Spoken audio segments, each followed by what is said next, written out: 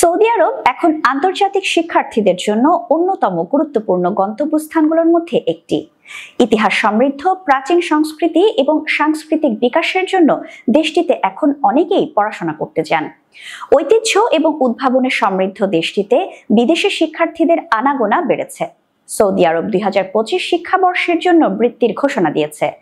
শর্ত পূরণ সাপেক্ষে যে কেউ করতে পারবেন আবেদন। উচ্চশিক্ষা অর্জনের এই সুবর্ণ সুযোগে রিয়াদ, নিয়ম, জেদ্দা এবং মদিনার সৌন্দর্য উপভোগের সুযোগ থাকবে। বিস্তারিত দেখুন ডেস্ক রিপোর্টে।